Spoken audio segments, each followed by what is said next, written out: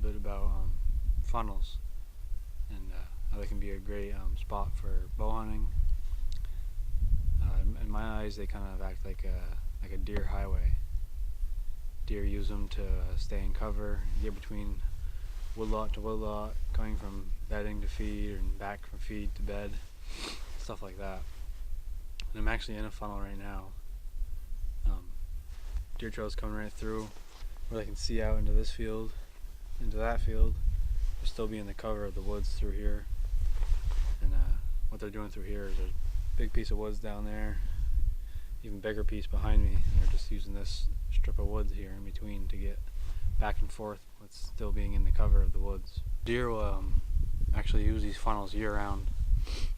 It's February 19th today, and Wicked Trail coming through right here in a spot where they can see to this field right here and still be covered by the woods, and still be able to see if there's predators coming out in the field.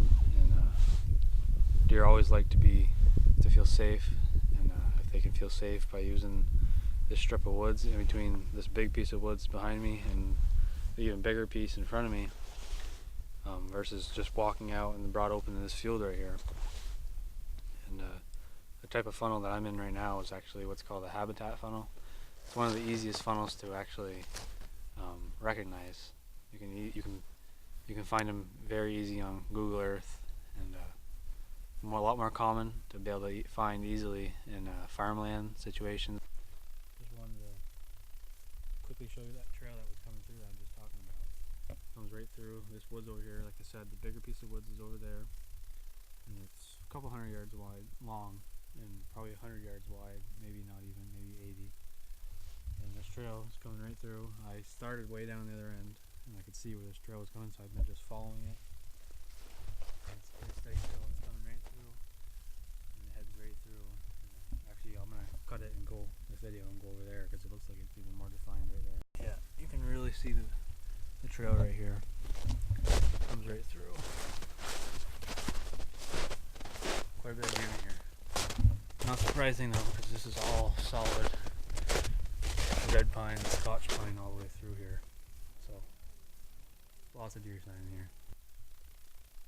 Alright, for the last part of the video, I'm gonna throw up some screenshots off Google Maps of this actual spot right here, and another spot where I've hunted in the past that's also a pretty good funnel.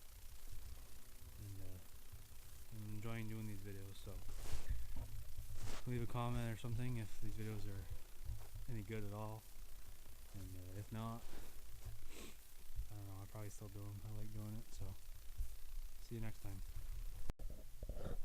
Here you can see a screenshot off Google Earth of the funnel I was in the first part of the video.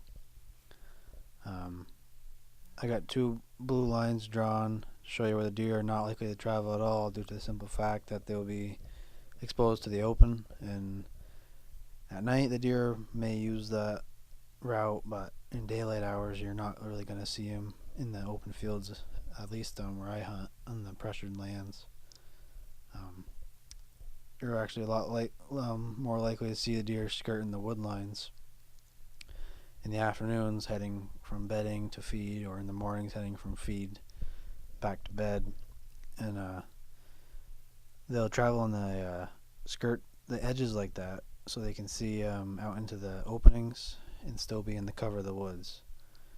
And a lot of times in this particular spot, the wind is almost always blowing east or northeast, seen with the green arrow. In this particular hunting spot, an east wind would be ideal during the afternoon, as most deer seem to always be coming from the west, traveling east, heading to some large ag fields. If presented with a west wind, you could possibly be presented with a great morning hunt as well, because the deer would be coming back from those big ag fields, heading back up through the funnel into the bedding.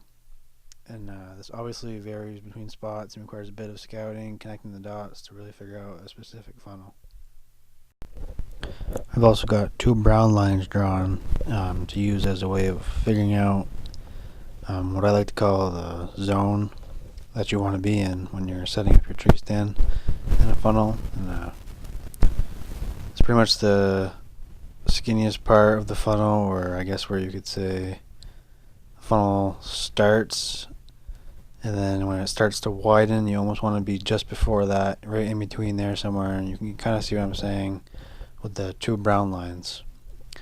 And you can almost pretty much do that for any funnel, really. And I'll give you another example here in a second. Here's another example of a funnel. Same thing, you got the blue lines where the deer are less likely to travel in daylight. And remember as well, areas with minimum pressure, it may be more common to see deer in open areas in the daylight, where it may be very uncommon in high pressured areas such as public land or high pressured private land where a lot of people just hunt. And you can almost guarantee that the most used trails will be in the cover of the woods. In this case, the red lines as an example, and again, the brown lines being the zone, or the kill zone is what I like to call it.